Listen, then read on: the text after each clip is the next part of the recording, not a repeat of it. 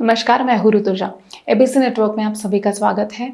हम हमेशा देखते हैं कि जहाँ पर भगवान श्री राम का नाम है वहाँ पे सीता का नाम तो होता ही है, लेकिन भगवान राम के साथ लक्ष्मण का नाम भी हमेशा जोड़ा जाता है।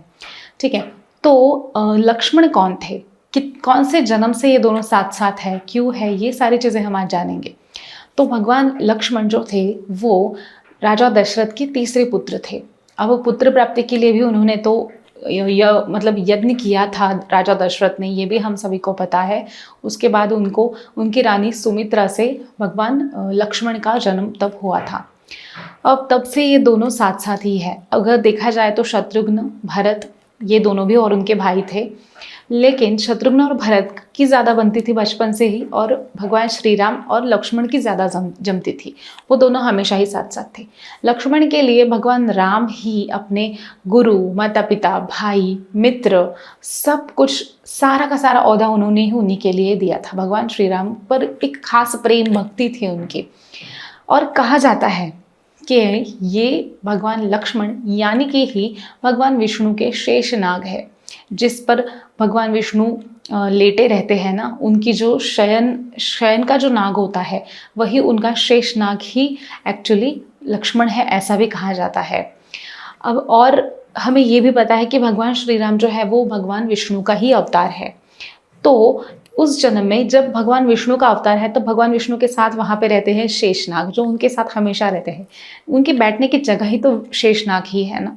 तो वैसे ही जब ये दूसरा जन्म आया, जब ये उनका जो सतयुग आया था, तो उस युग में भगवान श्री राम के साथ भी लक्ष्मण आए थे, और वो लक्ष्मण यानी कि उनके शेषनाग ही थे, जिन्होंने उनको बचपन से लेकर लास्ट मोमेंट तक साथ दिया है। अब भगवान श्री राम और लक्ष्मण ये साथ साथ ही पढ़े लिखे थे जब उनके गुरु थे वशिष्ठ और विश्वामित्र।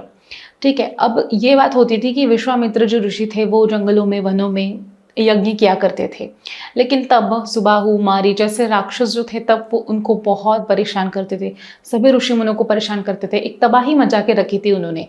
और उस समय अब जैसे कि विश्वामित्र और वशिष्ठ को पता ही था कि भगवान राम जो है वही विष्णु के अवतार है, तो वही उनका वध करेंगे। और उन ऋषि मुनियों को कई बार ये भी था, हिस्ट्री में तो ये भी बताया गया है कि उनको ये पता होता है कि कब कौन से राक्षस का अभी अंत होने वाला है, उसको किसके हाथों मोक्ष मिलने वाला है, ये चीज़ें उनको पता होती थी।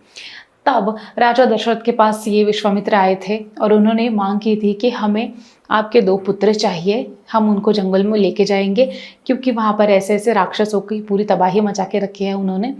ये सुनते ही भगवान नहीं, लेकिन राजा दशरथ जो थे वो बहुत ही चौंक गए थे। वो इस हालत में ही नहीं थे कि हाँ ठीक है आप मेरे बेटों को ले जाओ, उन्होंने नहीं कहा था, लेकिन मजबूरी थी और विधि लिखित होता था। हमारे ज़माने में विधि लिखित है ही, लेकिन उस ज़माने में भी हर एक चीज़ जो थी वो विधि लिखित हुआ करती थी।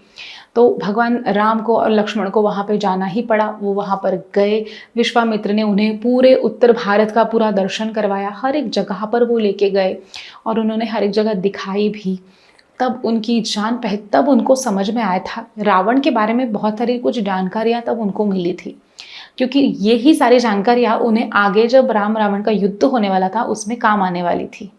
अब कहा जाता है कि लक्ष्मण जी की 3 पत्नियां थीं।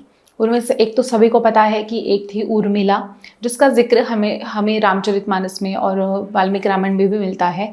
लेकिन जो और 2 पत्नियां भी थी जिसका जिक्र ज़्यादा नहीं है, या फिर हम कह सकते हैं कि मान्यता नहीं है उनको, तो वो थी जीतपद्मा और वनमाला। ये 2 पत्नियों के नाम भी है उसमें, लेकिन उर्मिला को ही ज़्यादा मान्यता दी गई है। उर्मिला से ही उनके 3 बच्चे भी थे। एक थी पुत्री सोमदा, एक था पुत्र अंगद और एक था चंद्रकेतु।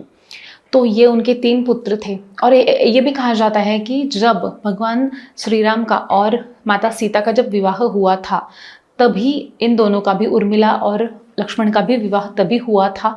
इनके विवाह के बाद ही तुरंत, और ये भी मान्यता है कि उर्मिला जो थी वो सीता माता की छोटी बहन थी, और तभी उसी दरबार में उनके शादी के बाद ही तुरंत इन दोनों का भी विवाह कर दिया गया था। और फिर जैसे कि मैंने कहा कि उनके 3 पुत्र भी थे और 2 और पत्नियां हैं, उनके बारे में भी और थोड़ी सी जानकारी बताने वाली हूँ। अब ये जो 2 पत्नियां और थी जिनके बारे में थोड़ा सा जिक्र है बट ज़्यादा नहीं है, तो उसमें से एक थी जीतपद्मा। ये जीतपद्मा जो थी उसके पिता क्षेत्रांजलिपुर के राजा थे, शत्रुदमन नाम के। उनको अपनी शक्ति पर बहुत ही ज़्यादा अहंकार था। उन्होंने कहा था कि जो मेरी शक्ति का सामना करेगा, जो मेरी शक्ति सहन कर पाएगा, उसी से मैं अपने पुत्री का विवाह करूँगा। ये उन्होंने कहा था। अब ये चैलेंज स्वीकार किया लक्ष्मण ने, जिनको कहा था भगवान श्री राम ने कि तुम ये चैलेंज एक्सेप्ट कर लो और ये सारी चीज़ें कर लो। भाई कोई ना कोई कनेक्शन तो इन चीज़ों का होता ही है। तो वैसे ही फिर उन्होंने ये एक्सेप्ट कर लिया था और ये चैलेंज जीता भी था और फिर उनका विवाह जीत पद्मा से हुआ था। अब दूसरी जो स्टोरी है वनमाला की, वो बहुत ही ज़्यादा इंटरेस्टिंग है। आजकल के बच्चों का क्रश रहता है बचपन से ही, स्कूल में क्रश होते हैं वगैरह, वैसा ही क्रश उस वनमाला का बचपन से ही था श्री लक्ष्मण पर, मतलब भगवान लक्ष्मण पर उसका ये क्रश था। अब ये हुआ था कि वो बचपन से ही उससे विवाह करना चाहती थी, लेकिन बाद में क्या हुआ, भगवान श्री राम के साथ लक्ष्मण जो थे वो वनवास के लिए चले गए। तब उसके पिताजी ने ये भी मतलब ट्राई किया था कि उसकी शादी कहीं और करा दे। महीधर नाम था उनका, लेकिन उसने वो एक्सेप्ट नहीं किया, वो नहीं करी उसने शादी। फिर वो जंगलों में जाने लगी, क्योंकि उसको पता था कि श्री राम के साथ लक्ष्मण जो थे वो वनवास गए थे, तो वो भी वन में जाने लगी थी, बरगद के पेड़ की वगैरह पूजा करने लगी थी। बट एक दिन उसको वो चीज़ सहन नहीं हुई, तो उसने ट्राई किया कि बरगद के पेड़ पर वो सुसाइड अटेम्प्ट करना चाहती थी और सुसाइड अटेम्प्ट करने भी लगी थी। बट उसी समय तभी वहाँ पर लक्ष्मण आए और लक्ष्मण ने उन्हें बचाया और उस तरीके से तब उनका विवाह हुआ था। तो ऐसी उनकी 3 पत्नियां हैं, ऐसा बोला जाता है। बट हमने भी बचपन से ही सुना है कि एक ही पत्नी रही है उर्मिला, इनके नाम भी उसमें लेकिन है।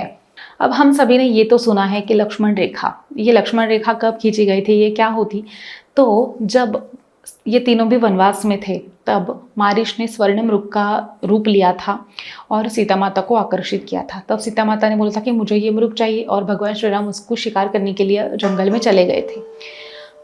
बहुत देर बाद वो जब नहीं आए थे तब सीता माता और लक्ष्मण चिंतित हो गए थे और वो चाहती थी कि वो जंगल में उनको ढूंढने के लिए चली जाए, लेकिन लक्ष्मण ऐसा नहीं होने दे रहे थे। उन्होंने उनके लिए एक बड़ी सी ऐसी लक्ष्मण रेखा पूरे उनकी जो कुटी थी उसके सराउंडिंग में बना दी थी और उन्होंने बोला था कि आप किसी भी हालत में इस लक्ष्मण रेखा को पार नहीं करेंगे।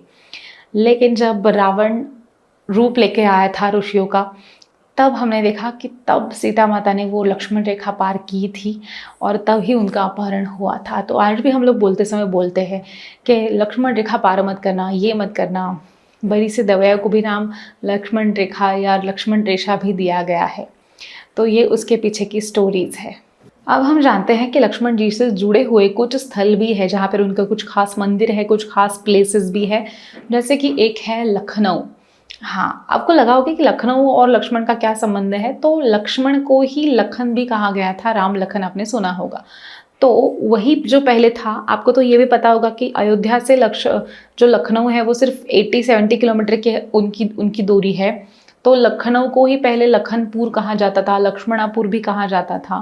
फिर बाद में उसका फिर नाम ऐसा चेंज होते होते फिर ये लखनऊ हो चुका है, जिसकी स्थापना या फिर हम कह सकते हैं कि लखनऊ नगरी जो थी वो लक्ष्मण ने ही बनाई थी। तो तब ये था क्योंकि वो पूरा का पूरा कौशल राज का ही एरिया था, पूरा अवध जो था उस समय का तब। अब दूसरी एक प्लेस है, वो है लक्ष्मण मंदिर। लक्ष्मण मंदिर पे हमें देखने को मिलेगा जो हेमकुंड साहिब के हेमकुंड झील जो है वहाँ पर आपको ये मंदिर देखने को मिलेगा। साथ ही एक मंदिर छत्तीसगढ़ में भी आपको देखने को मिल सकता है, वहाँ पर भी एक लक्ष्मण का मंदिर है, महानदी के तट पर वो मंदिर आपको देखने को मिलेगा।